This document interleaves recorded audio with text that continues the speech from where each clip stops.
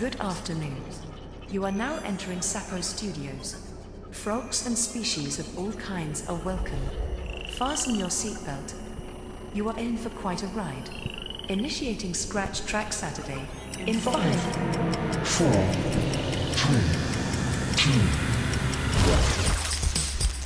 2, 1. Anonymous. Saturdays.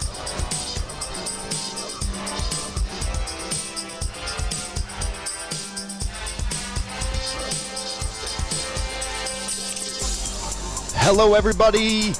Welcome to Sapo Studios. You are live in West Hollywood at the Art Department for another Scratch Track Saturdays. Welcome, welcome. We love to have you here, and we got another great guest in the studio. Jed Williams. He got all in his head about the talk-up because he wasn't sure what to call the show today, so he forgot his whole, I'm ASAP Froggy, this is Bingus Frog. I see the confusion on your face. No? You decided to do it a little different today? I switched it up. Yeah. All right, then I'll say it. Yeah. I planned it. We got the great ASAP Froggy over here. We got Bingus Frog over here. What's going on with this? That was awesome timing of the music. Oh, that just bounced in by accident? Yeah, right, that nice. was like sick timing. I don't even know who that is. What an intro. That was sick. Well, here, let me do our little talk up here so that everyone knows who we are if they're tuning in for the first time ever, possibly. We are Sapo Studios. Our goal is to bring the majority of profits and ownership rights back into the hands of artists. We operate under the umbrella of the Notorious Frog NFT project, aka Frogland. Do your own research, but get involved.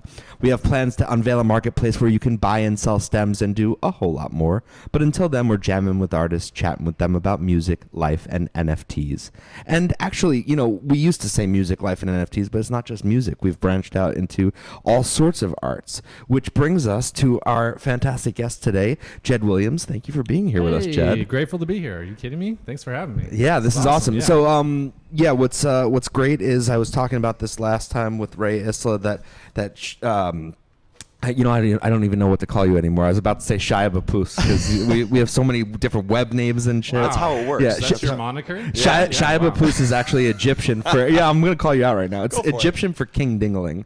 So he uses that as a moniker, which is just great. It's actually like slang from when my cousins were. Yeah, it was like shit we would say as kids, I can't wait for someone that speaks perfect Arabic to like call it and be like, that's not what that means at all. I was gonna say I think it's just weird slang that like my cousins literally made up. That's gonna stick with you your whole life. Totally. Yeah. It was my AIM screen name. Yeah. Oh, I had some good ones too. That's yeah. Fantastic. Name one. I had one, Cali Slackerbound. Ooh. Yeah, because I was living in Seattle. I was like, oh, I'm going to California and gonna be something. Still trying to figure that out. Slackerbound. Yeah. Slackerbound. Whatever happened to AIM? Yeah. How did that die? AIM, I don't know. Yeah, that was the place to be. That was like the future. That was like the metaverse before the metaverse. Whoa. Kind of. It was like early Discord. Yeah. Yeah. You could have chat rooms. Wow. Yeah. All right. Well, let's get to our guest today, who I guess everything connects. So I was asking before the show how you guys met and how you guys know each other, and there's a connection through an event that you guys both worked at, the Spin event at Redondo Beach. Mm-hmm. That was an event that one of our former guests, Victoria White, was painting at, and the two of you were filming. Apparently, Jed was doing audio while you were operating the camera. Yeah. So you guys go way back to the Redondo Beach work days for the Spin event. First of all, shout out to Victoria White and her art. Yes. So cool. Incredible. Yeah. Unbelievable. When we showed up, we both saw that and we're just like, holy crap, this is amazing. So she's cool. Yeah. And actually she I had just watched her for the first 2 days and I was like too intimidated to go talk to her. And then like, you and I were talking and I was like, you know what? Let's just go, man. Yeah. She's also like a very philosophical person and reads like a lot of different old philosophical books and things of that nature. So she's got just an amazing plethora of quotes that just come out of her all the time. So when I had her, when we had her on the show and I was talking to her about some different things, she kept, spewing one quote after the next that were just so profound. I was like, oh my God. That's awesome. Love it. But welcome to the show. So you're initially from, I don't even know how to pronounce this, Puyallup, Washington? So. Puyallup? Puyallup. Puyallup. and it's a big deal because we're the 8th largest fair in the country. Oh. So we're the Washington State Fair, but we used to be called the Puyallup Fair. Oh, wow. So I grew up like doing the ice cream and working at the fair since I was like 12. So you're essentially a carny. Totally. I feel like everyone who's an artist at this point is Yeah, we're all just different similar- variations of carny. Yeah. Oh yeah, I'm a deep carny, like Joe Dirt style carny. So you're Puyallup, Washington, which when I ask, are you even from there? Because when I was looking at your bio, it said that you moved 12 times or 13 times before the time Yeah. you were 12. So born in Reno, of Oh, all places. okay. And then my parents moved to On a gamble. Yeah, probably. Yes.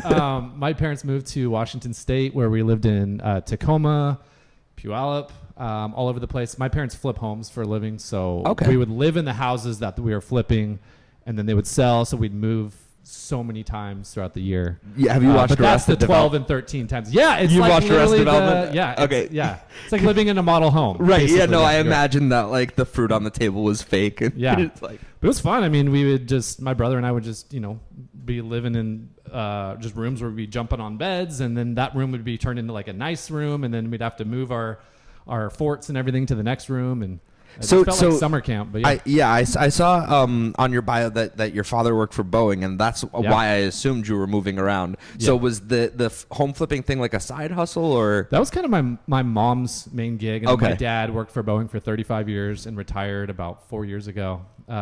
So he- did you guys yeah. get all sorts of discounts on flights and get to fly not everywhere? Even, not even Really? a dollar. No. What? No, my dad he helped design the wing on the 747. Oh, wow. And so he was a civil engineer, And he couldn't into even that. get himself Not a even free just- flight. No, not even close. No. That's ridiculous. That is so cool. Yeah, That it's is cool, so but now cool, I'm though. kind of like bitter about the flight situation. Well, I mean, really when like we're- triggered a real traumatic family event. I'd be Thanks. upset Appreciate too. it. I mean, Cool. you're welcome. That's what we're here for, to stir up childhood trauma. Yeah, well, That's the nature of our show.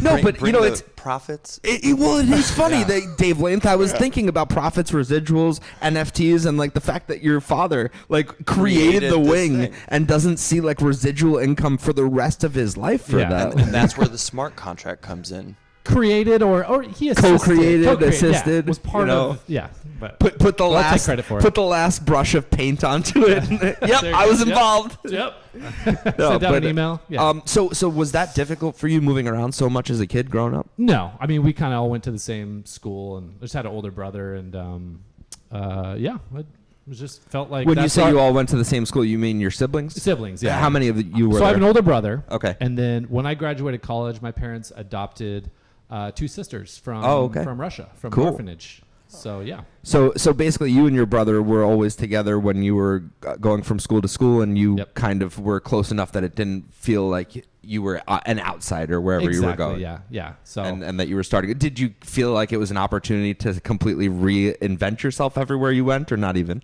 I get that like concept, like to come into a new school and be like somebody I completely The new wasn't guy. was. But it was always the same school because we Okay. You were when I moving say around moved, the same area. moved Okay. like we had like multiple homes in the same city, but Got it. Okay. Not like I'm like an army brat. who That's would what be that was traveling. the impression I was under. Okay, you were just like moving like down the street and then around the corner. It's like just Probably all sounds over the more same neighborhood. glorified than it really is, but yeah. A lot Okay. of moving trucks. All right, yeah. So it was more like Monopoly than it was like Exactly. There you go. than it was like Risk or It something. wasn't Park Place. Right. And it wasn't Boardwalk. No. So you leave Washington and you go to college for electrical engineering in California. What brings you to California and why electrical engineering? I worked at Best Buy putting together Geek Squad? car stereos. Before it was Geek Squad, it was just the car stereo section of Best Buy. And so I was just so interested in like, installing car stereos. What could be like a higher level of that? And it would be electrical engineering, designing audio equipment, radios, TVs, and all that. So I applied and got into Cal Poly Pomona, and they have actually amazing. a really great engineering program over Yeah. there. And so I got into school, super excited, left Washington, and was like, all right, I'm going to dive into this whole world of electrical engineering. First semester, I'm like, no, this isn't for me.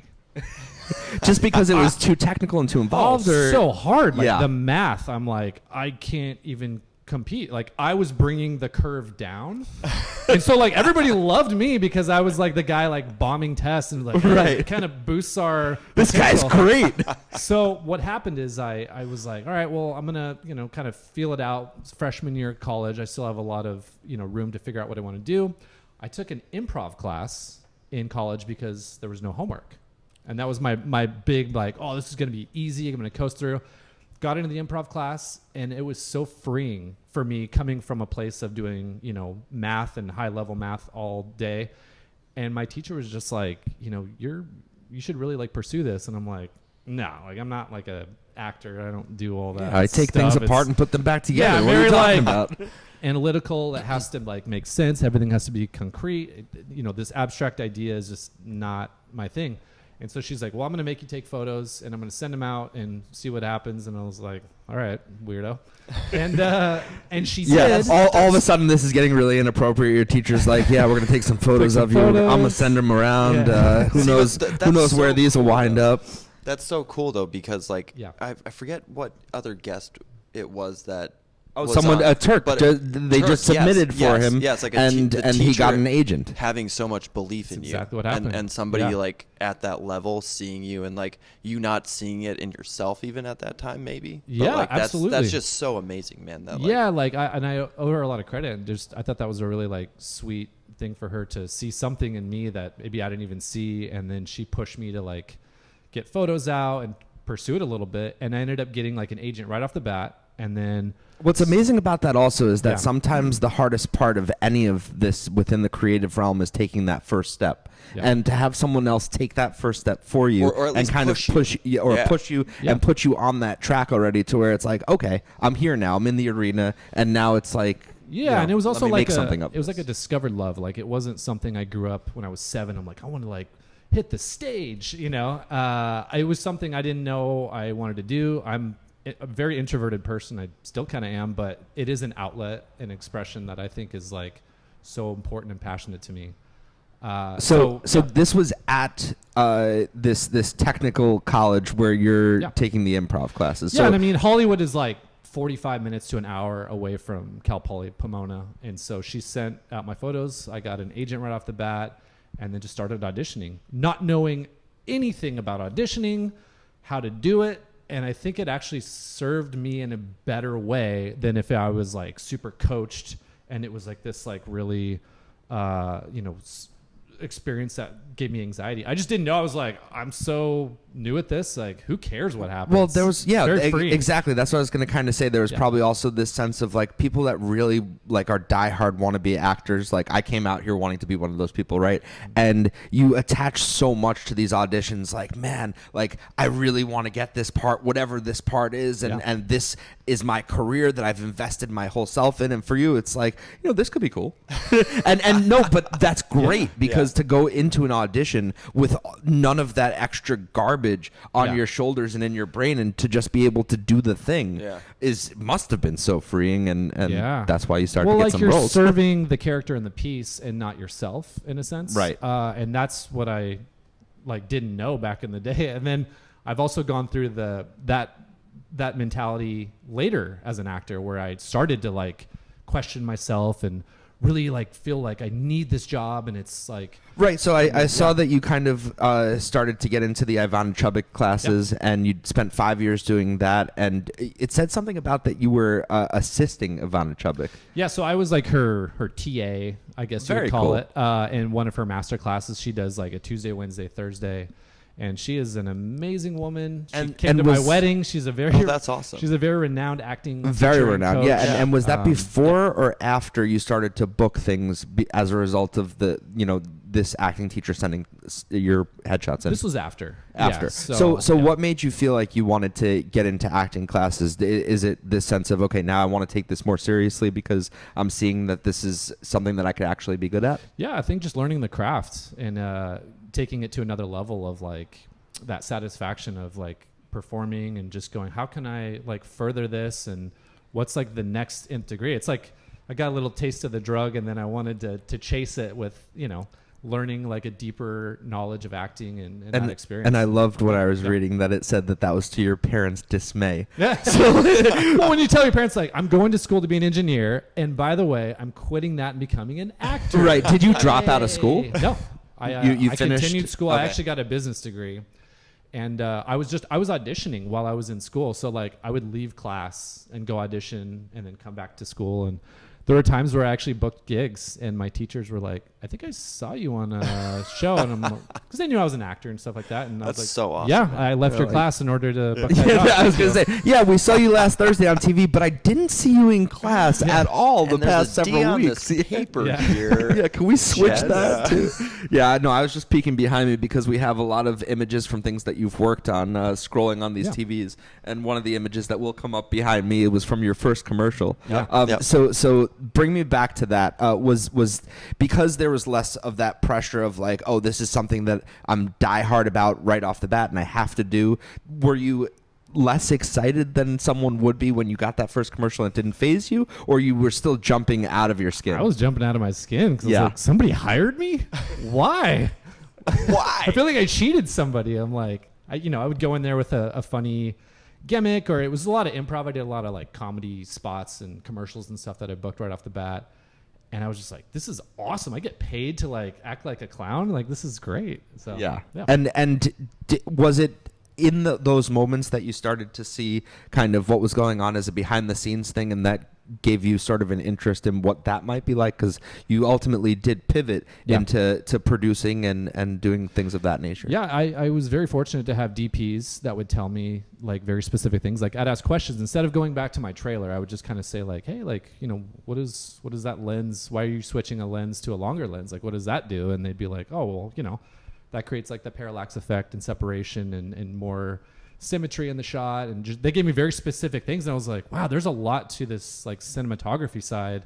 Which is And, kind of yeah. interesting that you still kind of leaned into this whole analytical engineering based kind of thing, but found it in a space where you didn't have to apply all of that math, and you could bring a creative lens to it. So it's like the melding of these two worlds, and you still got to enjoy that side of things, which is kind of cool. Yeah, I mean, almost like I feel like being a DP, which I've done a little bit of work and I'm still learning to this day, it feels very like almost mathematical. Like you gauge light and you measure like all your adjustments of contrast and stuff like that. So it kind of feels a little bit more finite rather than abstract. Like as an actor, as an artist, you can like kind of be a little bit more. There's a whole also science to it that like really color comes and- into play, and like Yeah, you've told me before that there's literally like some equation that exists for lighting that a lot of DPs use in order to figure out exactly what levels everything needs to be at. I don't know so that about it's an equation. No, you said something about an equation at one point. Maybe you had a dream. No, there is like math and numbers. Yeah, there are and, like, stops of there's- light yes. that gauge your level of contrast, whether you're looking at a subject or a background. Yeah, but or I whatever, feel like but you've still- definitely told me that there's some equation that like if you're doing things correctly, then it should come out to. I think that must have been a Yeah, dream. some man. dream, man. Well, you figure out that equation. Yeah, and it comes yeah. down to a science. Let me know. Yeah, I just had like this brilliant breakthrough dream where I'm like, there's this There's equation. equation. I'm gonna revolutionize the lighting world. You just see Oppenheimer, and now Yeah, you think, exactly. okay, yeah. I'm seeing everything in like little fuzzes of A beautiful fusion. mind, a little bit. Yeah. Yeah, exactly. But Maybe it I should be is- carted away. It is so cool because like my dad's a doctor, and like coming from that world where like I would see my dad like go look at all these monitors and things, and like there's science involved, and like when I was like I want to do video, it was like bad boy kind of, but like eventually like I worked on sets and I was like, holy crap, there's a DP standing behind monitors like doing numbers. It's just like a different sort of like, you have to be super technical as well, and you have to know everything to a T, and that's why things are good and some are bad. But like, Yeah, and ultimately, like, just kind of having a background of like being an actor and doing some producing and being a DP, I think that helps as like a director. Just knowing those departments a little bit better and kind of going, okay, now I can navigate and communicate how like a DP needs to hear and how an actor needs to hear things. So I think I'm not a master of any trade. I'm like a jack of all trades, I guess, but master of nothing. Basically. Jack of all trades, master of none. I'm master of nothing, but it's good foil to man. know. That's right. Like, I like to like find people that are super talented in what they do. Like, if you find the right gaffer who's super passionate about it, or a DP who just has this vision, and like hire those people who are amazing and love what they do specifically. And that makes like the whole group look good. See, and that's so funny because there are those two schools of thought, and we've argued about this in the past. It's like, you know, yeah, well, you know, not beating the shit out of each other, but you know, we've had conversations. Yeah, how about that? You yeah, like that better? Okay, we've had conversations in the past Yes. about how, you know, we should really learn the proficiencies, the extreme ins and outs of all of these other positions in film, so that yes, we can communicate them, but also if those people aren't available, we can step into those roles and just take control of that whole thing.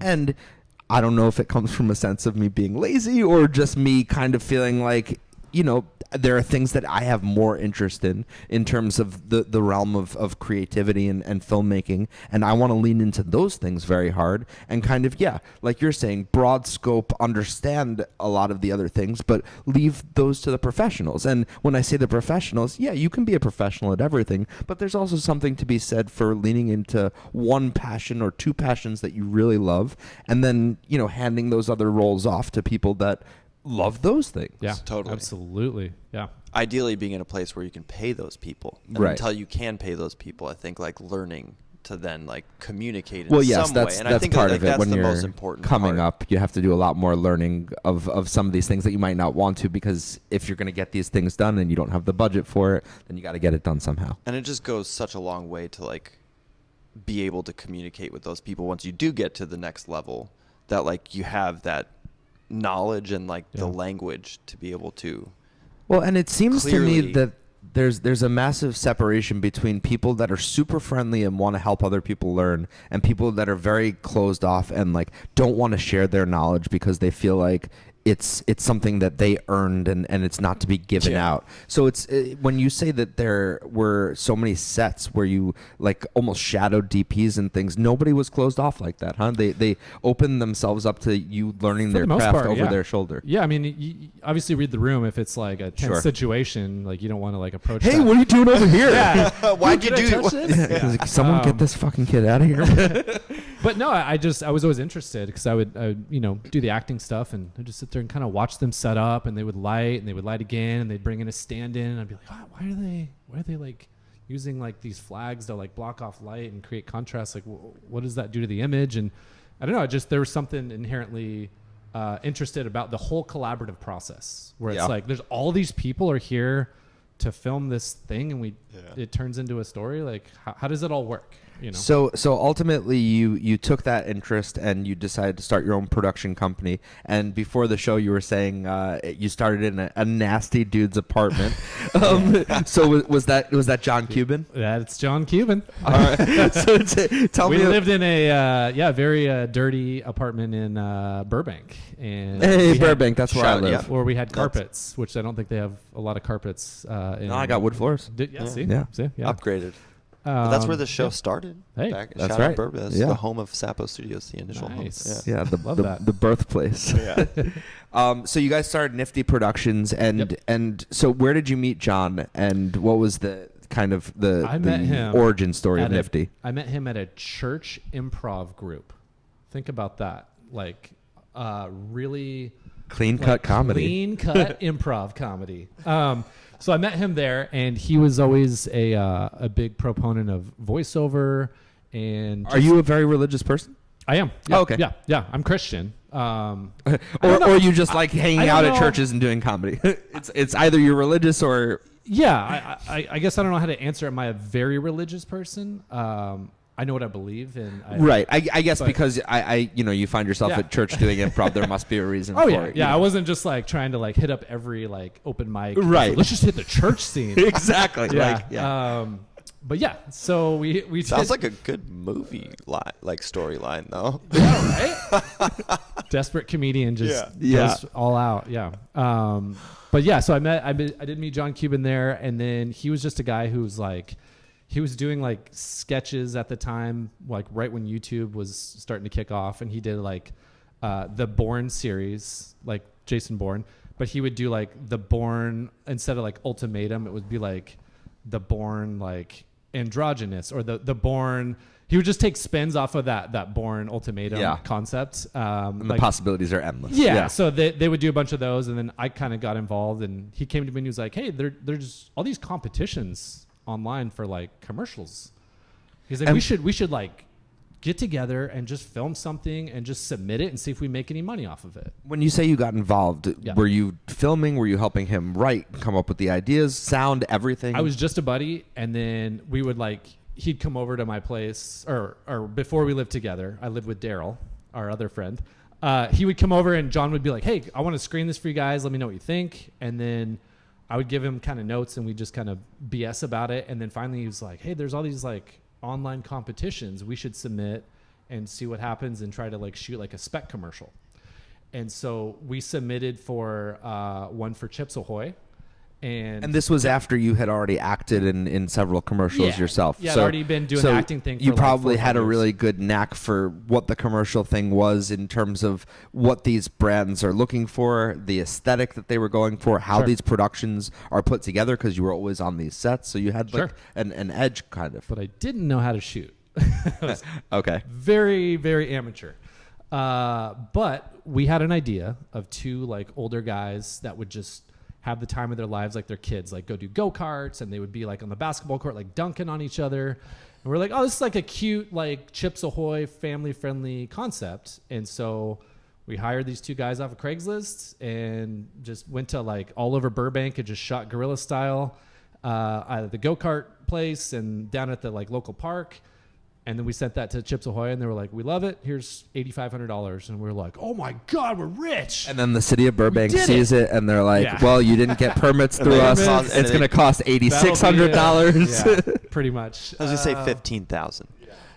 Yeah, serious. So yeah, that kind of kicked off like this interest of like, hey, maybe there's something there. So instead of like the sketch thing that he initially was doing, he found that this like spec commercial submission to these online contests might actually have a little bit of like lucrative possibilities. And did you know, like, did they state in the contest bylines or whatever it was that this is going to be in front of major companies and you have the opportunity to then gain some work from this? Yeah, they basically had a brief and a breakdown of what they were kind of looking for, in a sense. Like, it's usually a very vague general like tone or whatever. Like, you know, we want like a family friendly Chips Ahoy ad. And so we just did all the legwork and submitted it blindly, and they bought it. So it's amazing. Yeah, and it's a company that's still around, and they do amazing work called Tongle, and basically Tongle.com. That's a plug. Tongle.com. They have like briefs for filmmakers, and you can go on and see what their projects are, and they range from $1,000 to $100,000 briefs, and you can submit and pitch on their projects. So once you do that first one, do you start submitting to a bunch of other sites like that? Do you start submitting to more of that site, or do you just start getting more gigs as a result of the fact that the first one was a hit? We just submitted to that same site, and then there were some other similar sites. Start building up a portfolio that way. And did you get hired more through that site as well? We did, yeah. We actually have done over 100 jobs with them at this point. Directly through them? Yeah. And so when I was looking at your bio also, it talked about how you've done over 100 commercials for big brands like Star Wars, McDonald's, Fiat, Bud Light, Virgin America, Miller Lite. We have some of those shots up on the TVs here. Was that all through that site? Not all through that site. Okay. I also got repped at one point through a company called Bubba's Chop Shop, who is a VFX company, and they're amazing. And we did that Star Wars ad that you're talking about. And then I've done some other sites. There was one called Zupa back in the day that I think is no more. And then there was Gennaro and Mo Films. There's all these different kind of like crowdsourced production sites like that. I guess that's what you would call it. But yeah, it's pretty cool. Like they get these brands to sign off on like, hey, we need a campaign for summertime. Here's some like vague idea. Now pitch us, and here's a potential budget of up to X amount of dollars, and you pitch it, and then they book you for it, and then you go out and do it. Unbelievable. It really gives everyone an opportunity to to be a part of that world. Yeah, That's it's really like cool. It's like being like unrepped by an agency that you can just submit to. So it's pretty cool idea for them. So when you initially talked about how you were submitted to these acting things, even though that wasn't something that you knew that you wanted to do, and then once you got into it, you kind of pivoted into the Ivana Chubbuck thing so that you could start taking it more seriously. Was it that same sort of thing once you started to get into production where you're starting to book some of these gigs and now it's like, okay, I need to really learn the intricacies of how to shoot? Yeah. And what was that like? How did that learning experience go for you? I didn't go to a proper film school, but YouTube University has taught me a lot of things, and just being on sets, kind of being on bigger sets too, like for, network shows and a lot of big commercials and stuff. Like that's just like that training ground for me that I'm like, okay, so there's a whole, DIT station and they take the footage and give it to this guy. And then, so just seeing that whole process on a higher level than what I was capable of was actually awesome to kind of like shadow and mimic my own production company after. Was there a point at which you felt like you were very much faking it until you made it and you were in this in-between ground? Still am. That's why I'm here. I'm faking this whole interview. You're doing a pretty good job, man. Yeah, me too. It's the acting training. I've been faking it for like 60 episodes. Yeah. People don't know I'm a major fraud. No, but you're right when it comes to, the faking it till you make it. I think to an extent, almost to a place. I remember in my acting days, I had an audition for Yellow Pages at the time, which I don't even know if they still exist. But I think one or two people still get the Yellow Pages delivered. Yeah. But they sit on in the car if they're too short to reach the pedals. Yeah. They had an audition and they were like, "Hey, we need skiers who are like pretty good skiers." Like, and I walked in and I was like super confident. I was like, "Oh yeah, I've skied since I was 8. Grew up in Washington State. Skied Baker. Skied blah blah blah. I can do tricks, flips, whatever you want." And they go, "Okay, cool." So for the callback, they made me go to a ski slope, mountain high, and prove it. And it was between me and another guy, and we're in a van going up, and we're like, we're competing for this job. And I just told him I can do a backflip on skis. I haven't skied for like 5 years. And the funny part is he did the same thing. He totally BS'd it and lied his ass off. That is too funny. And now you're looking at each other like, we're going to break our fucking necks. So we go up like with like an instructor on the ski slopes, and we have to prove ourselves. And we're going down the ski slopes and just tripping over each other's skis. And neither of you want to admit to these people that you completely lied.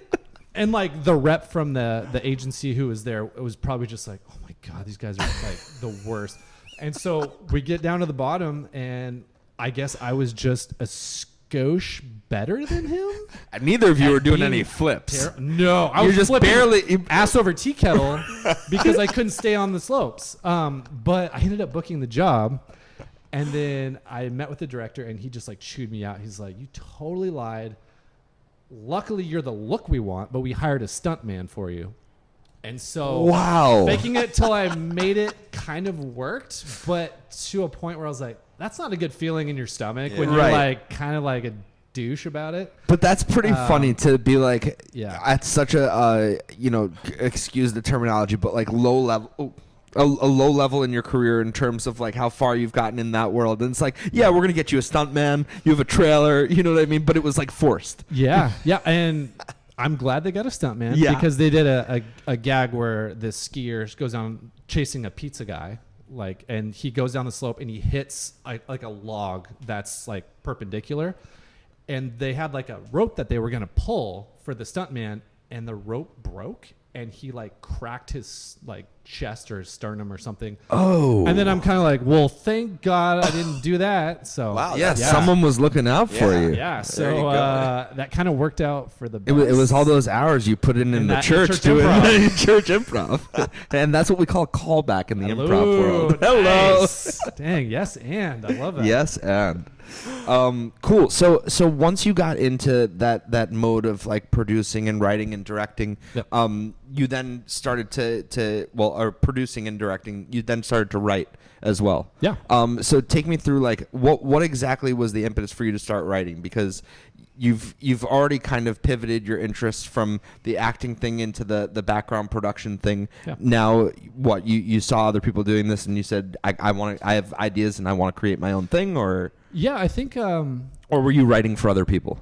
I was primarily writing with a partner for myself and just for my own satisfaction. But I think I'm such a lover of like character rather than plot. I can't come up with a great plot for anything, but I can look at a character. I mean, like the typical one I always love to look at is, Walter White from Breaking Bad. You just look at that character and the arc of somebody who, Unbelievable. yeah, who starts out with this, you're already rooting for a guy who's got cancer and he's just trying everything he can to figure it out. But then as his evolution happens, you see how he kind of goes from, I think Vince Gilligan said, from Mr. Chips to Scarface.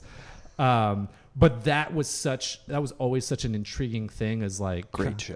Yeah, right. But and looking at like the psychology of characters, I think that's where that writing stuff really like landed with me, rather than like, oh, I have a cool idea for like this sci-fi plot set in the future.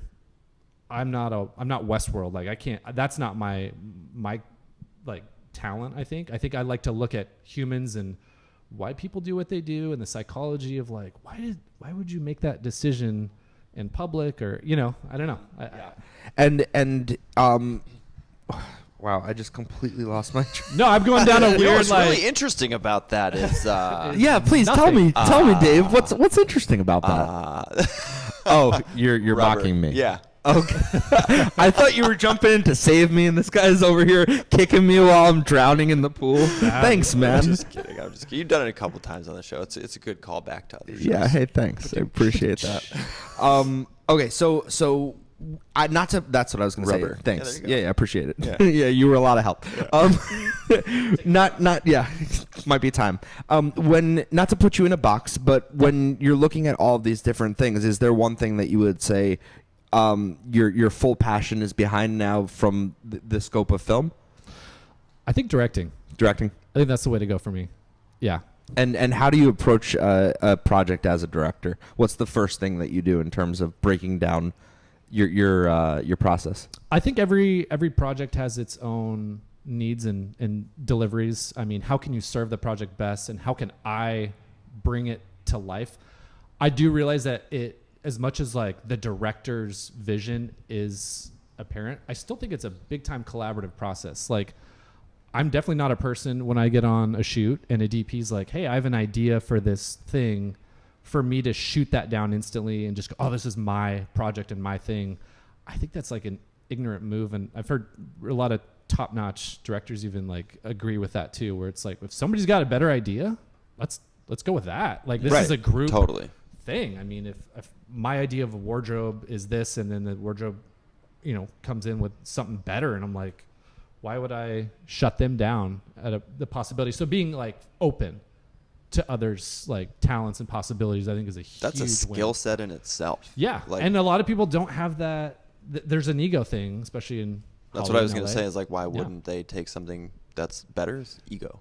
Like, yeah. I think what I said earlier, just you take people that are passionate and better at what they do than I am, and run with that and hire those people. And the director kind of brings all that together. So that's the fun of it. Yeah. And do you like, on all of the projects that you've directed, it's things that you've also written? Not everything. Sometimes it's agency, like if it's commercials. A lot of times the agency will come up with the storyboards, send those to me. I'll pitch on those storyboards of how I can bring that to life. Then they approve of that, and then we go back and forth for like 2 months in pre-production to get it all locked in. And because this is a gig that you're getting hired for, you don't have an emotional attachment to the material where like they can come in and do things, and you don't feel that you're in the confines of this corporate box, because it's like whatever they want, right? Kind of, yeah. I mean, I still feel like I always put 100% into every project, and there is an emotional attachment. Like, I want it to be good, and I want people to enjoy it and be entertained by it. Want the client to be happy, obviously. Sure. But I guess more of what I mean is, if they want like things done in a certain way, and stylistically you were going to do things a little bit differently, but you're kind of playing by their rules. Absolutely. That doesn't make you feel bad necessarily, because it's not something that's like a film that you've written the script, and now they're telling you, oh, we really want this to be set in a rural area instead of an urban area. Like, oh, that changes the whole fucking concept. And I mean, and they have an aesthetic that they have to adhere to, like a branding style and guidelines that they go by that like fit their tone and their audience and stuff. So I think learning that commercial world almost, I think, will help in the future of doing more narrative stuff too. Because you look at a brand like Marvel. I mean, how far can they skew from their branding of Marvel and their audience? I mean, Deadpool might be the only exception to that, but all these other films, they can't go like too rated R or too crazy with their directing style. It and stuff. falls It's, within a certain yeah, box. I mean, it feels like a commercial production of films. Right. You know. Yeah. And so where do you see yourself going from here in terms of in the creative realm? Do you want to continue to do more of like the commercial stuff, or do you really want to lean into doing your own projects and direct a feature? Yeah. And like what are your dreams, man? No, I think I would say most people would agree that they want to transition into the narrative in the films and TV. Like, that's definitely where I'm at. Of course, I want to do like those really meaningful projects and stuff like that. But I think TV and film would be the way to continually move forward. Are you working on writing anything of your own right now? I am. Anything you want to share with us? Yeah, I since you guys are kind of in the music world, I've been working on a project that's based in Seattle in the 90s. Cool. Not a Nirvana biopic, but set in that 90s backdrop of Washington, the grungy feel, the wardrobe, the blues and grays of the Seattle weather, but something in the dramatic space of that probably will bore everybody to talk about. But just think about that aesthetic of the Seattle in the 90s and kind of like really, I feel like especially now, like all the clothing and everything, the 90s. How many kids are wearing Nirvana shirts that don't even know a thing about the band? I mean, I'm going to self-plug this. I'm wearing a Temple of the Dog. Temple of the shirt, Dog, which is the super group of grunge. Yep. So it's always on. It's a Seattle thing. I have to wear. Wasn't the lead singer of the Stone Temple Pilots part of that? Or no? So I think Chris Cornell and who was from Soundgarden and Audio Slave. So hard. And I think Eddie Vedder did some stuff. Right. It was a tribute to a fallen member of. Man. I'm not even gonna butcher it. I'll lose my Seattle card. Yeah, it's this a super happened group. last time. Yeah. With Ray is, not to call her out or anything, Dave. You're doing a great job of just helping people out today, man. But yeah, just Ray, saying it like Ray it is is, man. Ray is from Seattle, and she also forgot some of the members of Pearl Jam and was referring to Soundgarden as well. And she's like, "Damn, I'm gonna lose my my right to do call a my super cut of all the people that are gonna lose their cards. their Seattle cards." Seattle cards. Now I got to make the film to promote it again, so everybody learns. Yeah. Love it. You were talking about the world of music. So that brings me to your wife. So you married someone that's in the industry, has a band called Beast Bianco. Bisto Blanco. Bisto Blanco. Oh wow, I totally screwed. I'm really good with artist names and band names. They have like weird like accent marks over the. Oh yeah. You just didn't the see letters. Your phone's not Right. updated. Oh okay, got it. So don't worry, dude. That where did the two of you meet? Did you see her performing? So or? you brought up Ivana Chubbuck's acting class. The two of us met there, and we were friends for about 2 years. We would kind of see each other perform. She was always dating these like hardcore rock dudes, and I'm like a dorky filmmaker guy. And so we're always friends, and she's really funny, and just I think that comedy and just obviously she's beautiful, and so I was always attracted to her. So when she was single, I just swooped in there, asked her on a date. We went to a comedy show at UCB Theater here in LA. And at what point do you find out that her father is the great Alice Cooper? So I knew that probably a couple months going into our friendship and working together on scenes and stuff in class. But it's funny because, I was never really a big Alice Cooper fan growing up. I was born in the 80s, so maybe it was a little bit off from my generation typically. Yeah, I mean, I was born in the late 80s. Most of my recognition of Alice Cooper comes from Wayne's World. Same. Right? That's exactly it. Yeah, we're not worthy. So Milwaukee. Yeah, exactly. He breaks it down. Exactly.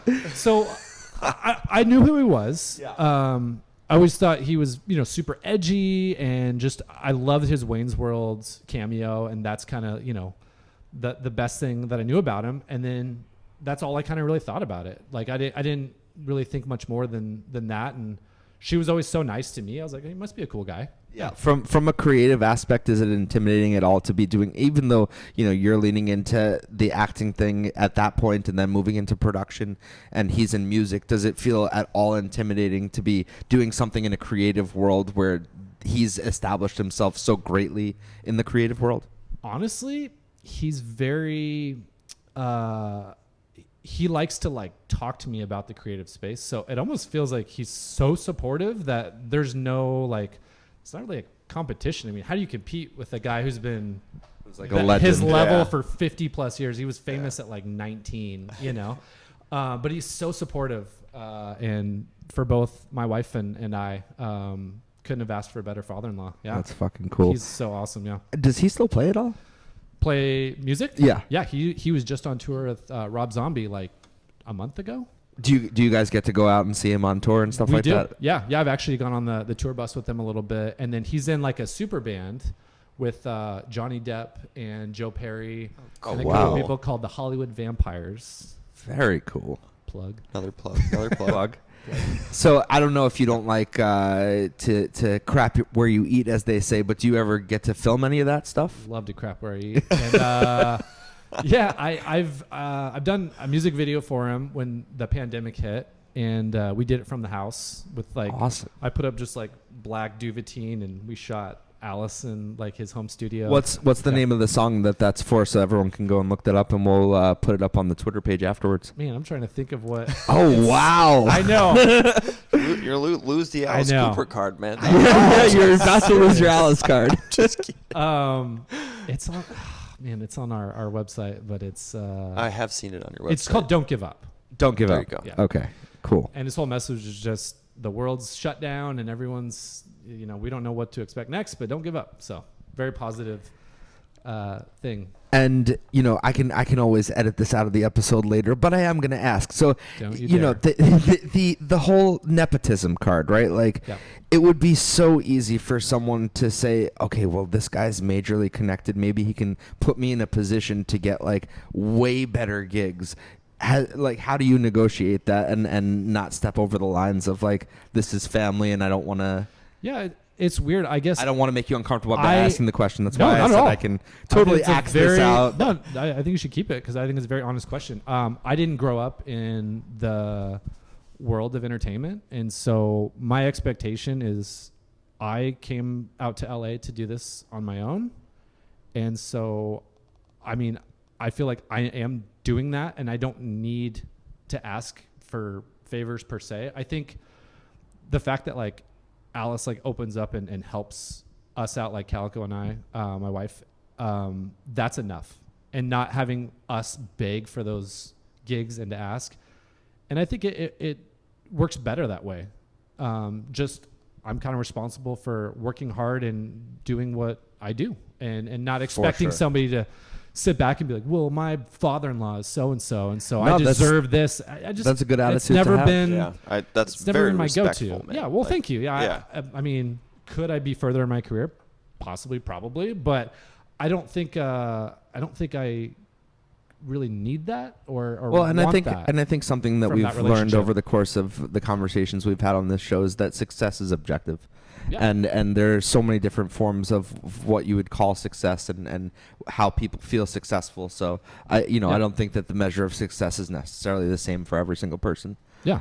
With respect to doing a lot of the commercial work, did any of that slow down for you when the strikes hit? Honestly, no, because a lot of the strikes were all for theatrical and Film for and narrative television. and film and TV. Commercial, I am very lucky to have some recurring clients, and we just kept pumping out ads. So Are any of the film studios Nice. or television studios involved in commercial work to where they were still able to be profitable from that stuff during the strikes? Do you know? I actually don't know. I mean, Because that would That's a good probably be a question. brilliant That's a really thing good if, question, if you yeah. were able to keep chugging along, like just doing your commercial stuff, you could still Like have go on that. strike again. Put Yeah, them yeah. on. Put them on the streets again, man. Like we were good. We were good. How familiar are you with the NFT world? I know that not every guest that we have is in the whole NFT realm, but we do like to touch on that a little bit. I'm very unfamiliar. Okay. Yeah, so I do know it stands for non-fungible token. That's Nice. right. Yeah, so you, And I don't you know know what more that than a lot of other means. people. What that means is non-fungible means that it can't be changed or transferred into something else. So the way that you can take Bitcoin or Ethereum or other cryptocurrencies and change them from one to the other. If I have X amount of Bitcoin, I can change it into Ethereum or I can change it into USD. Yep. An NFT is what it is, and it can never be changed into something else. So that's why It's it's called a non-fungible, Jed. non-fungible token. I think that's the most basic and easiest way to describe it. Yeah. And I've been described 100 different ways, and I actually understood what you said. Oh, good. So thank you. Yeah, for no your problem. TED Talk. Hey, high five, I mean, Dave. honestly. Hey, Yeah, high good five, TED Dave. Talk, yeah. No, I've heard just so many people just try to like define it in different ways, and I'm like, you're confusing the hell out of me. Just Well, because tell people are me trying what to it get into is. concepts rather than what is this thing. Yeah. But yeah, so the major reason that we were interested in NFTs initially was this idea that it was like a place where the artists could start to regain ownership of all of these things that were taken away from them by the corporations. Yep. And it really is has been a learning experience for us in terms of the possibilities of the NFT and the underlying technology. Because Which is a smart contract. right, and that's Yeah. really at its base what the beauty of the NFT is this smart contract technology, which once it is widely adopted will revolutionize a lot of these creative industries and will And allow not people only creative industries. I think it'll revolutionize industries, like all yeah. industries, But- like buying a house, buying concert tickets, buying other things like that, buying a car, even Yeah. getting hired to do a commercial. Yeah. Would be a smart contract, I would imagine. but yeah, just particularly putting the money into the right hands and making sure that money gets disseminated immediately and that there's no, under the table shady business going on and that there's no one at the top that says, well, now we're actually going to do this percentage and cut these people off at the knees. You know what I was thinking about the other day? Because we always kind of say it's like, the benefit is like the money going into a room of people. That's like the way it works now. Is money goes into a room and then it's dispersed, Yeah. right? And people may say, oh, you don't need a smart contract because we have traditional contracts. But can I go and look at your contract that you had with the commercial deal that you just did, and can I see where the money went? No. But with smart contracts and the blockchain, I could go see that. I could go see exactly who worked on it, who got paid what, and everything is transparent. Yeah, and That's that the other makes it a thing. lot harder to work with entities that like Are going to screw you. Well, Yeah. not only are Like- going to screw you, but aren't truly representative of maybe the brand that you're trying to push forward that you are. Like there are people that take money from like shady people and then go do their creative aspects of Right, whatever but they're like, doing. where did and that then- money come from? Right. Right. Yeah. So it's like the smart contract is so intriguing to me that like I can't wait for it to be widely adopted because, as a freelance filmmaker, like I've had to wait in instances for months to get paid. I've had to get like lawyers involved. And Same. the thing with the smart contract is like once the commodity is bought, like push the button, it's what's mine is now yours. Yeah. And then the money that was there is now mine. Immediate. That's So awesome. like that's Yeah. smart. That's the benefit of smart contract. Forget the But- pictures of the bored apes and all that. Like people got stuck on the pictures But and the- they're like, that's so stupid. What are you gonna do with a bored ape? What are you gonna do with it? But like I didn't know any of this, by the way. The smart That- contract. but I've never the- once that heard is what is under an NFT. Yeah, and like, the that's bigger most- the bigger picture thing of it for us as creatives is that like now it's okay, maybe I don't have to go out and do the traditional sort of fundraising for a film, and this is something that they're kind of still working out the kinks of in terms of how these investments pay out and is it legal with the SEC and all that stuff. But they're talking about essentially fractionalizing movies to where and fractionalizing music and doing all of these other fractionalizations of art. But fractionalizing movies would be, okay, you've got 100% of a film, right? You take 25% and you sell that as NFTs to the general public. And now people are buying ownership in your movie and they're investing in it. So they're going to see some sort of a return on that investment. Yeah. And now you're gaining that those funds to be able to create from the people that are actually interested in your art, and you have total control over that, rather than going to a studio and they take 51% ownership to give you a fraction of those funds and take complete ownership over your project. Yeah, unless you get points on like the back end like that. Right. That's kind of what that replaces. Yeah. Which is cool. To me, it feels like a more professional version of like a Kickstarter with better Exactly. benefits. Yes. And a little bit Exactly. more evolved. Yeah. Very cool. So that's the realm that we're moving into. And what's really exciting for us is to bring someone into that world that isn't that familiar with it. So I think the first step of bringing you into that That's world me. would be getting you some sort of NFT. And it turns out that the Frogland team that backs our show would like to gift you an NFT today. Amazing. Yeah. I will 100% take him up on Hey, that. let's Thank you, go. Frogland. So yeah, we've got a little Frogland giveaway. We're giving you a notorious frog. Dude, We'll that's find amazing. one that's fun That's for like you. a little director guy or like a Yeah. commercial guy, you know? Yeah, Heck maybe, yeah. maybe pensive in some way, Yeah, I love or that. or you like to do the goofy commercial gigs, Yeah. so maybe we'll find something with funny teeth. I'm thinking maybe a dentite, But yeah, no, there are a lot of really cool frogs, and welcome to the Frogland community. Dude, thanks. That's Super huge. cool, man. Appreciate Yeah, you guys. super Yeah, no, it's pretty cool. The Frogland team is unbelievable. They're a powerhouse of creatives that are coming from all aspects of the creative world. The CEO Ed has done just insane things in the tech world and is creating these AR glasses But you that saw are the stuff Yeah. downstairs. that yeah. are just I am very intrigued by that. ridiculously Yeah. unbelievable. Isn't there an event coming up here again, an Ordinals thing, or is that not happening again, where people could come like check out the I don't know. glasses? I don't know if Matt and Lolly can hear me downstairs and if they're in the building, but maybe one of them hops up here and lets us know when the next opportunity for people to try out those curve glasses are, because Ed They're has so been cool. setting those up in the basement for people to do demos of, and that's been pretty amazing. But yeah, no, this is definitely not only a great team to be associated with, but the community is like none other. Really, really sweet people from all over the world, and Yeah. And what you have said about protecting artists moving forward and giving them ownership, that's what a lot of this SAG strike is about too. And that was about Absolutely. for AI. So you're in a Exactly. very similar mindset amongst artists. Yeah, that's and really cool. And Dave really made the connection for me and probably for many of our audience members during the strike when he said, this whole thing probably could have been solved by smart contracts where Totally. the money was properly disseminated. People were wondering, okay, am I going to get my proper cut of things? Yeah. And waiting around for money that they're never going to see that they have every right to have in their pockets. Yeah. It's like I don't even know if those corporate companies would ever adopt something like that, because it sounds so horribly against what they've been doing for Well, ever, it's- that they would never Yeah. they're just going to be like, no.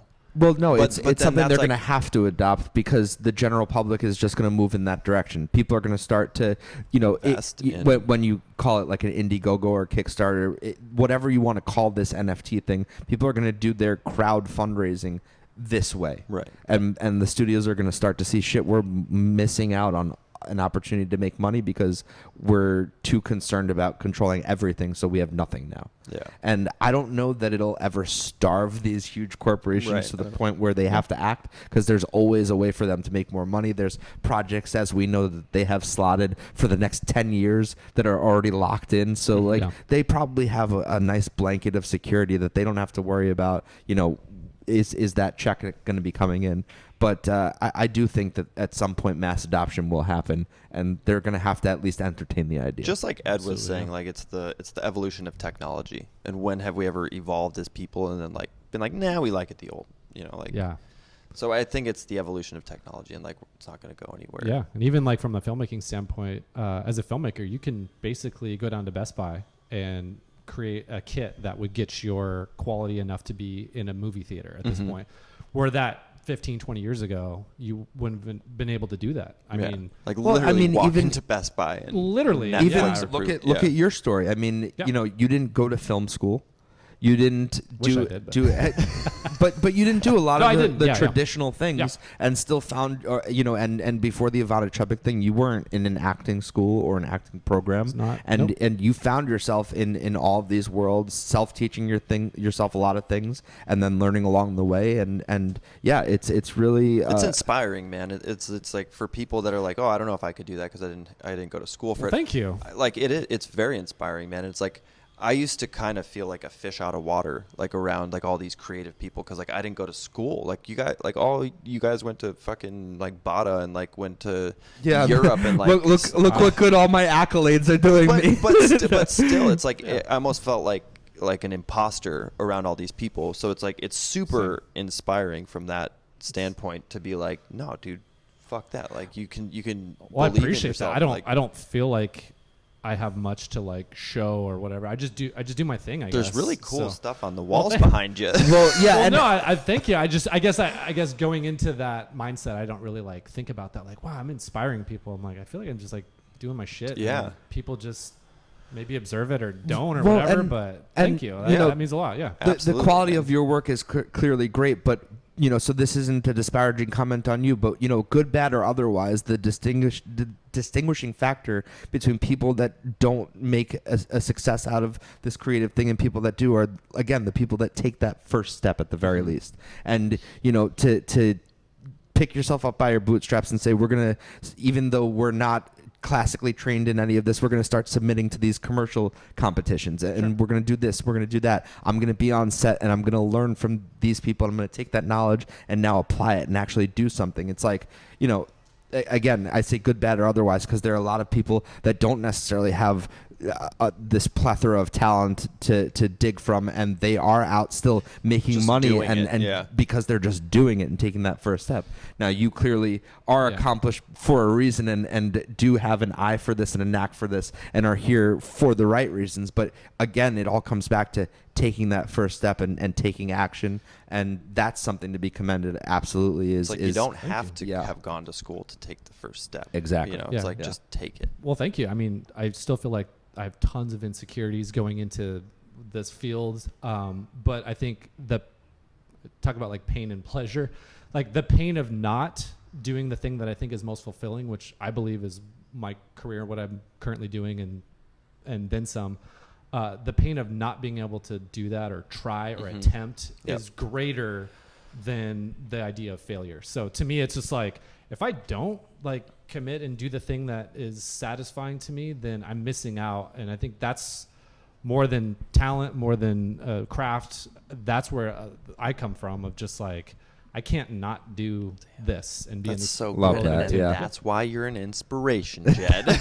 And something else I'm kind of curious about is, we've talked to a lot of artists in different aspects of the creative field that talk about that there's no security blanket when it comes to being a creative, and that you don't, like, no matter how accomplished the last gig you did was, you don't know what your next gig is going to be. Yeah. You're only as good as your next thing. Where's your next paycheck going to come from? Yeah. Is there any more security when you're working in the commercial realm where, like, okay, you've done work for a reputable brand for enough time that you've got like a secured contract with them for the foreseeable future, and you at least know that that's going to be coming in as regular business? Yeah, I mean, it is a gig economy. So as a freelance, I've been repped before, and even then, there was no security of like, I don't know when I'm going to get the next pitch in the bid to get the next job.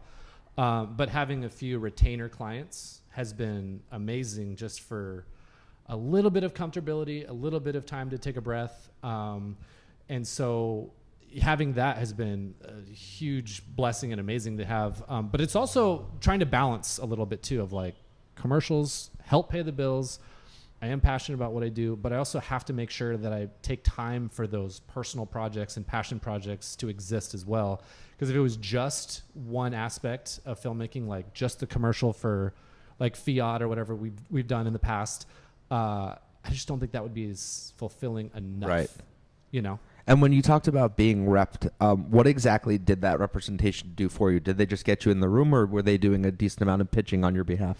They did some pitching on my behalf based on some stuff I've shot. For example, you brought up that Star Wars ad. We had a client, or we had a representation on the West Coast, and we got storyboards from a client called UB Tech, which is like a little robot. And we pitched an idea to them. Based on that, they booked us and we did the job. And so, but I wouldn't have been able to get that opportunity if it weren't for the rep. So getting those opportunities, whether you're talented and have an amazing portfolio, is still like the hard thing to do. So the network, the agency, the rep, they are important to get you consistent work into the next step. Yeah.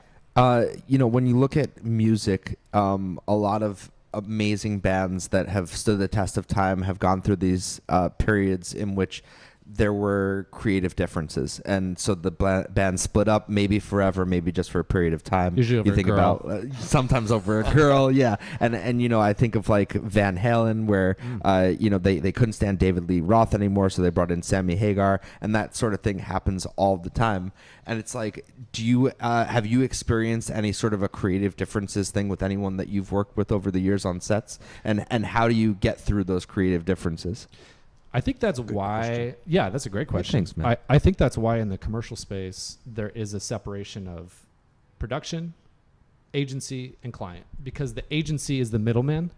Like, even I've been on, like, I guess you would call it tense sets, and I feel like I'm a really easygoing person, easygoing guy. But when there's creative differences, the client has an idea, they go to the agency, and the agency talks to me. You don't speak directly to the brand, which it just feels so weird and takes it's so longer formal, and it's just like we're all trying to accomplish the same thing, but there have been creative differences where it's like, I don't know what you want, because what we brought to the table and what we signed off is what we're doing today, and you're coming in with a different mindset, and that's not going to work. And then the agency has to step in and make all parties happy. But I don't think my go-to is to be difficult. I think sometimes a brand doesn't conceptualize what it takes to pull off a production, and so they just come in with these wild ideas, and you're like, let's like reel it back into reality, because this is what we planned for, and we need to execute this. Right, and that's something that we were actually discussing a little bit the other day, is that sometimes in these big companies there are people that have gotten to a certain position of stature where it would seem that they should know everything about filmmaking or commercials or television making, and from a creative aspect they really don't know anything about that stuff. They're really good at business, and they're really good at putting things together, maybe putting people together so that they've accomplished this thing, and then they want to get involved in putting their hand in the creative aspect of things, and it's like, well, that's not really what you do. Let the creatives do the creative. Yeah. Too many You cooks do in the your kitchen business now. thing. That Yeah, is let's understatement. stay in of your the- lane and let's the make career. money. Yeah, and a lot of times they know their brand, and I don't necessarily. Right. I don't sit in the corporate meetings on a weekly basis and go through HR and stuff like that. So that's another issue that I run into a lot, is like the brand knows their brand, but they don't know the production side. They don't know how to light. No. And how often do you have people that want to be abusive of your talents? And when I say that, I mean, as an artist, people take for granted that what we do is a real thing. Is a career, is something that's worth a paycheck and all of this stuff. So it happens with Dave all the time. Yeah. My co-host here, who he's a brilliant editor. He is. And people just take that for granted and want something edited, and they're like, "Hey, Dave, can you just edit this for me?" Yeah. And whether they're friends or friends of friends, they think that it's like just this thing that he'll just do the bop bop bop, push a couple of buttons, and it's like not worth like Hit the easy button. Yeah. And some of the gigs that he does, like he's being paid thousands of dollars to go and film and edit, and then someone asks for that for free, and it's like that has to feel like a slap in the face to a certain extent. Yeah. I think intentionally abusive, I don't know. Yeah, that I don't percentage. think people are I think malicious it's- in that yeah, way. I think it's ignorantly abusive. Right. Where it's just kind of like, well, it's, just go home and like knock this edit out. And it's like, no, that's like a full 4-day edit. Like, because I've seen Dave edit and he's fantastic. And that is a creative talent that you have to like observe, and one of the compensate reasons for. he's so good Absolutely. is because he's so fucking meticulous. Yeah. And he'll sit there and like it's brilliant, but it drives me nuts. Like Same. he sits there for like hours just looking at this one part, rewinding and fast forwarding. I'm like, what is he doing over there? But he's tinkering and making something gorgeous. Yeah. And it really does take that time and attention. Yeah, and I have so much love and respect for editors. I mean, I do a little bit, but I'm not that status of what Dave can pull off. But as a director, I think it's almost like the editor is creating a director's vision in their own right. Like there's so much power in what an editor brings.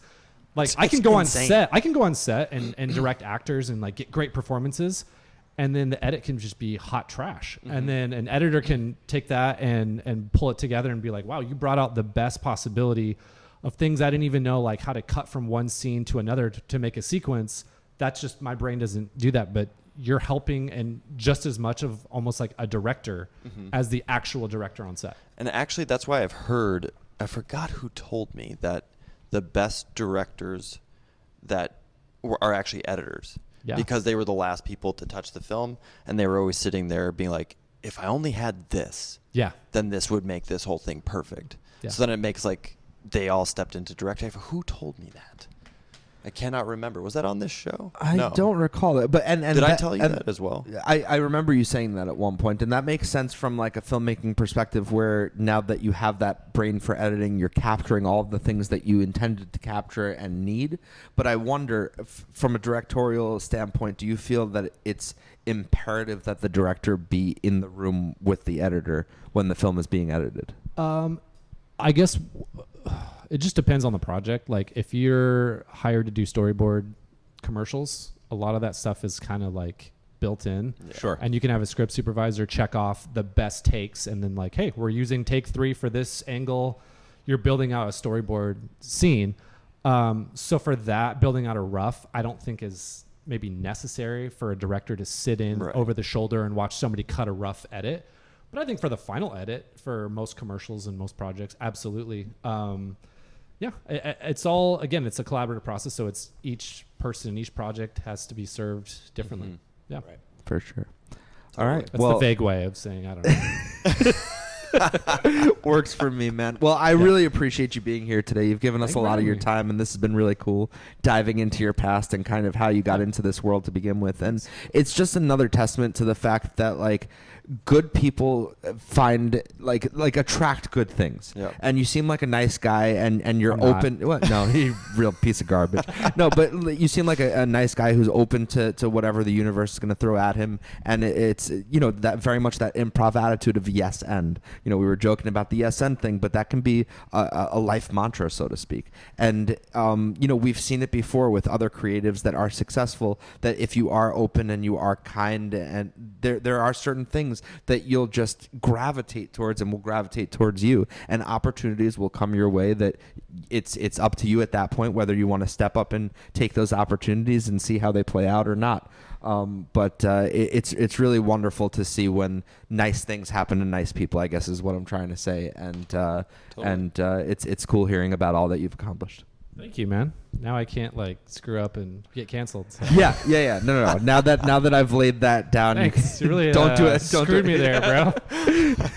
No, but I must say, I have worked with like a good handful of people, and you were one of the most easy people to work with. Thank you. Yeah. And it's likewise. all the days that's why we keep doing it. Yeah, all the days that we do work together are super chill. Yeah. Good time, and the work's always good, and it's like more to come. More to come, man. Yeah. More to come. Yeah. All right. So we're going to give you back the rest of your day. Thank you very much for being here again. Awesome. That was Jed Williams. He's done a lot of amazing things. You're going to go back and listen to this episode if you haven't heard everything on Spotify, Apple Podcasts, and Google Podcasts. Once you saying it simultaneously to me saying it, yeah, mouthing the words over there, Dave. Hey, thanks, man. Yeah. Just spending the entire day mocking me. Cut to my camera. Oh, yeah, well, my voice is going through your mouth. Nice. All right, cool. We're going to go ahead and transition over to a little jam session over here. We haven't done one of those in a couple of weeks. I got my my Gibson back from the shop. John, over at John's. We're going to play some music in between. I know. I was going to say that. Yeah. Cool. Listen, I know where we are. You got it. I understand. We're going to flow of the show. Yeah. We're good. We're good. But yeah, got the Gibson back from John's basement. John's guitars. He did an unbelievable He's so job. good, dude. The neck was cracked because I'm an idiot, and the guitar's made of wood. So I thought that thing was ready for the dumpster, and John revived the hell out of it, and it looks brand new. So good. And I can't wait to play it. So stay tuned for that good. if you'd like to jam out with us. If not, thank you so much for being here to this point. We're going to play a little music as we transition over and say goodbye to Jed. Thanks, Jed. We appreciate you, man. Much love. Thank you so much. I had that game on lockdown. Feel like what I got the lockjaw. I don't feel like talking no more. I don't got time for all of these bitches. That's Lobo 301, also a artist from the show and Frogland community. Friend of the show, friend of Sapo Studios over here in the Quantum Collaborations film Yield. Lobo has a featured song in there, which is awesome. Really brought the film together. Quantum Collaborations is our production company, and I'm knocking things over. I'm making a mess of our So happy over that's here on camera. Oh David. yeah, you got that? Yeah, All right, good. yeah. But yeah, no, Lobo. Lobo is great.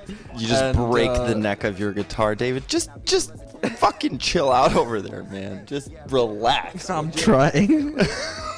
But yeah, so Lobo has a song in our short film, Jesus, and man. yeah, that's all I was trying to say over there.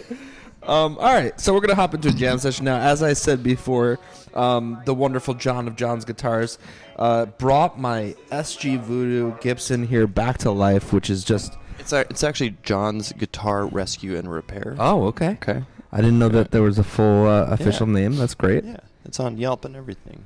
He's got cool. great reviews. I got to get on Yelp and give him a great review, and I'm not actually, even joking about I've that. been he's not only like a very interesting man to talk to, and like Which I can just attest to, having spoken to him now. just spend picked- so much picked up the time like guitars, yeah. standing outside his house talking to him, and it was like, dude, you got to come talk on the show, because like he's so interesting, genuine, but also has like incredible knowledge of music and also like fixing instruments, and like it's yeah, cool. well, when I was talking to him, he was like, "Yeah, there are all these people that drop their instruments or damage them in some way, and then they say, John, I'm giving up the instrument here, just take it." And he's like, I can fix this, and they're like, "Yeah, if you can fix it, more power to you. It's all yours." And so he says to me, he's like, "Yeah, I have like 4 or 5 great guitars that were essentially just given to me that I repaired, and I gave one to my son and this and that." And like, that's awesome, man, to be in that position. Shit, I want one of those guitars. All right, so we're gonna get into this jam session here. We're gonna see what kind of sounds this Gibson makes now that we've got it all repaired. Or are you starting with the bass over there? You dropping a bass line?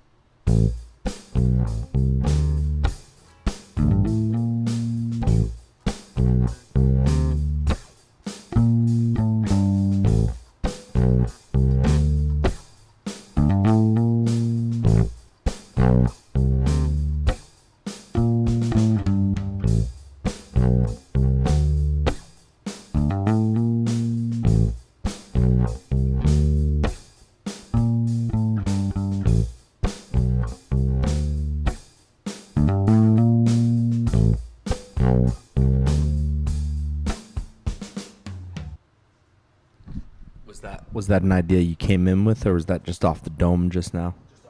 Just off the dome. Nice. I like it.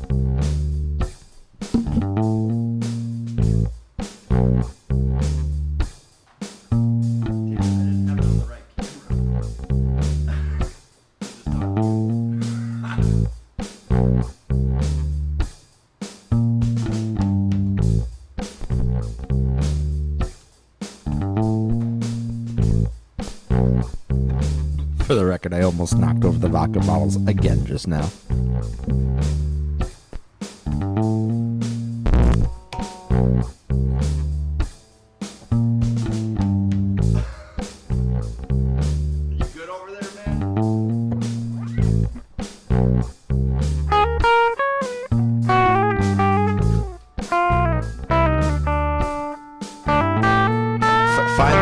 some like strumming, like.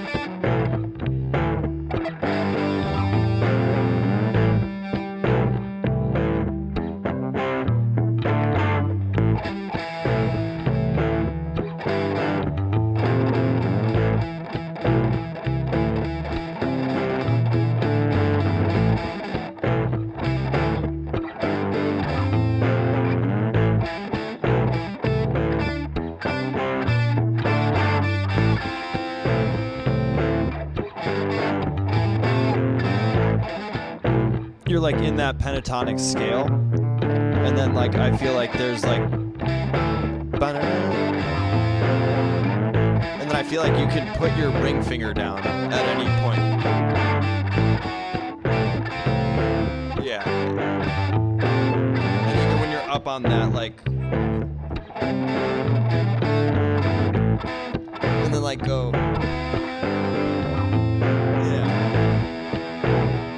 Have that like banana, banana.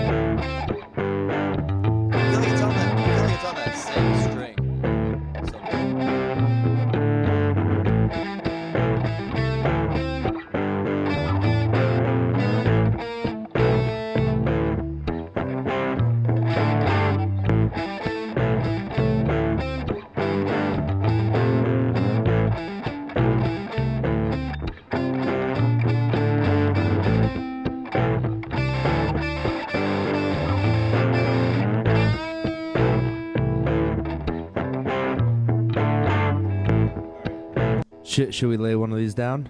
Or you been recording that whole time or what? Yeah, I'll just delete them. All right, delete them and let's lay a real one down.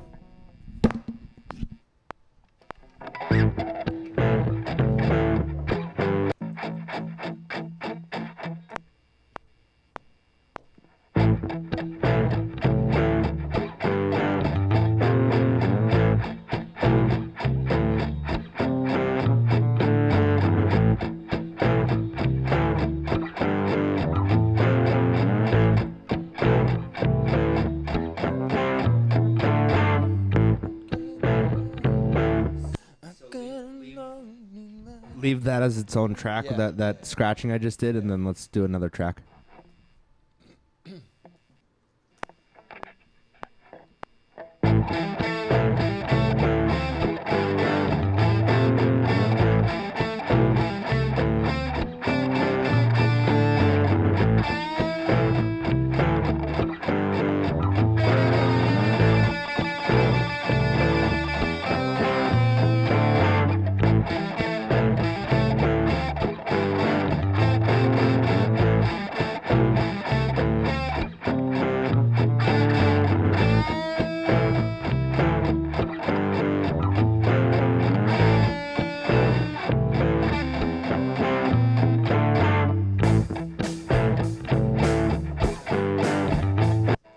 Do you think I should lay it down again, or we got that there?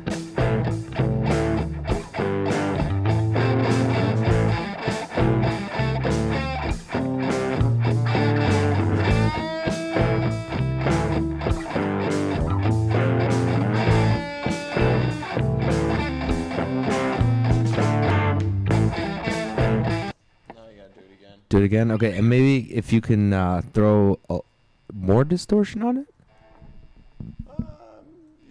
It's not gonna help you play it better. It's gonna make it sound like you're playing it better, but you're not actually playing it better. Okay, I'll go fuck myself.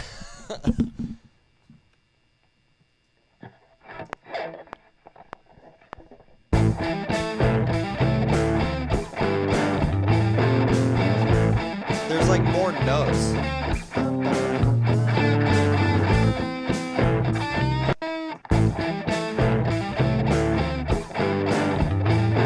Because like listen to the other music that's happening in that moment. It's like going down like a whole step and then a half step.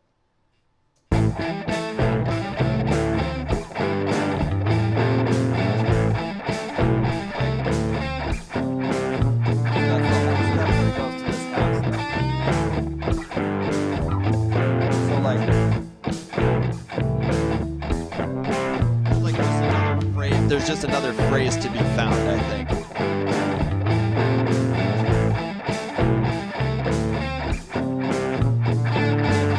Alright, okay.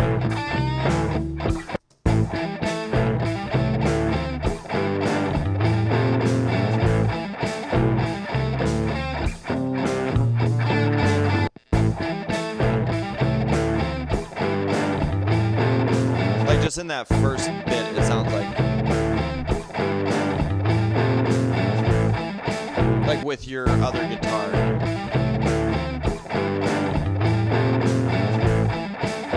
I don't know how else to describe it. It sounds like too.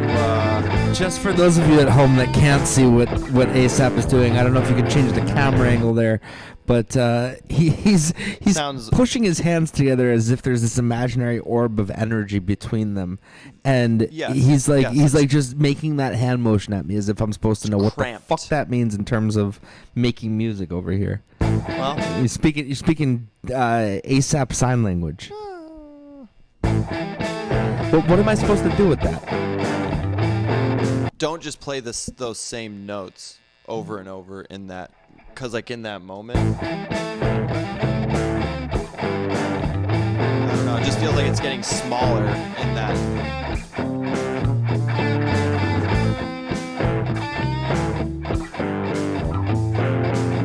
You're saying that there should be more notes. Different notes. Different notes. Different notes. Okay. Like, cause that thing that you had, like that phrasing that you found, ba-na-na, da-na-na. Yeah. Ba-na-na.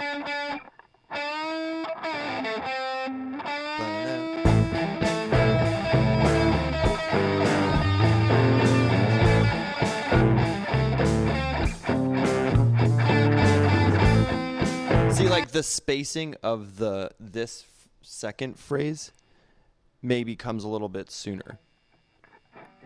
Like there's like other notes, like variation of notes that you hit, like you're hitting those same 4 notes. I'm suggesting that there's not more notes, there's space and then different notes. Kind of like how this happened here in this phrase, but it's like the second half of this phrase. And that kind of goes with the phrase of the original like guitar and bass part that's there. Because it kind of like moves. It doesn't stay in that same... Do you know what I'm saying? Yeah. And like that, at that point is where it's small. Is when the rest of the music changes and you're staying in that same 4. Mute my last guitar track and let me try something again. If that makes any more sense. 1, 2, 3, 4.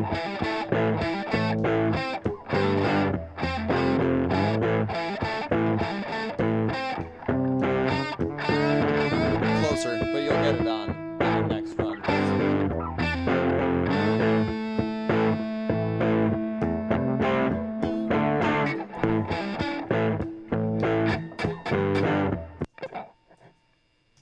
2, 3, 4.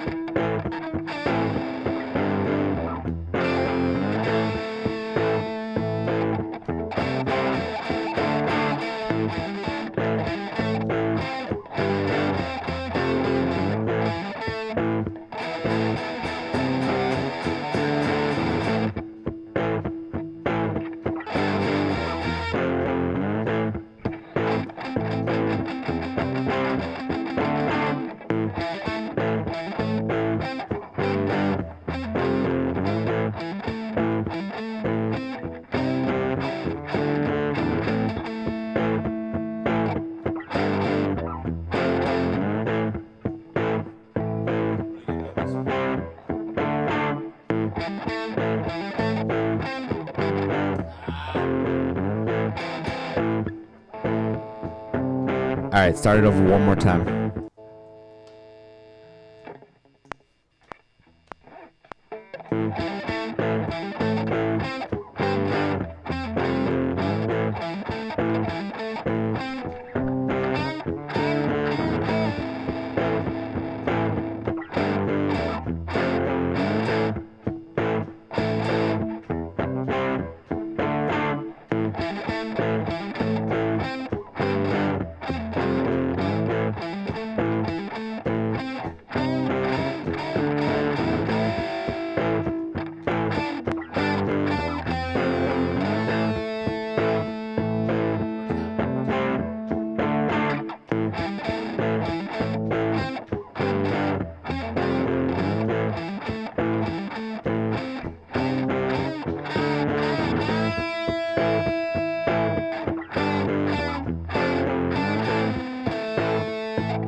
So close.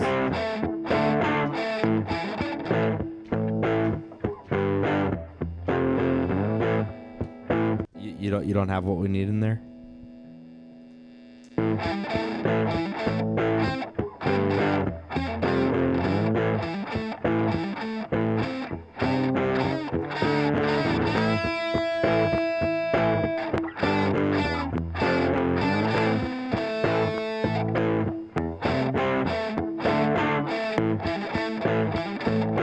I think that's it, no?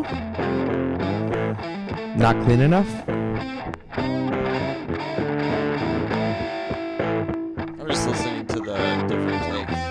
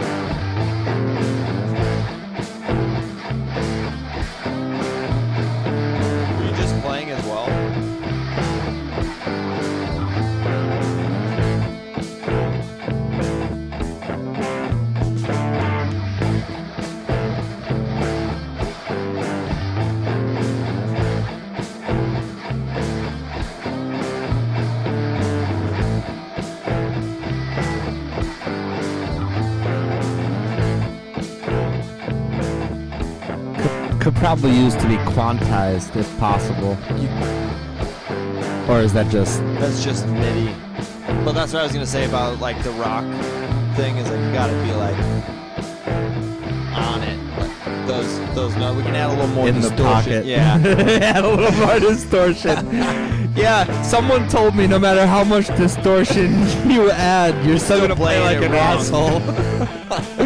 All right. Well, why'd you turn that down? Well, no. What? You definitely What? took the initial idea and then like progressed with it, which is cool. Yeah, I walked up the ladder and then I walked back down the ladder. Yeah, exactly. There you go. That's all you gotta do. And I fell on my That's face. all you gotta do sometimes. All right, folks. But yeah, we can definitely mix this more. There's like definitely some lyric melodies going through my head or some sound, yeah? sound things. Yeah, Got to figure out a way to expand it beyond the loop. Like, turn it into a composition, yeah, so to speak. definitely. All right, well, that's gonna do it for us today. Thank you so much for being with us on this beautiful Saturday in West Hollywood, right off of the iconic Sunset Strip, as it were. We have been Sapo Studios. If you didn't know, we have been. We're not anymore. we have been, we are, and we will continue to be Sapo Studios. And that's gonna do it for today. So, stay beautiful. Thank you. Sapo Studios, out.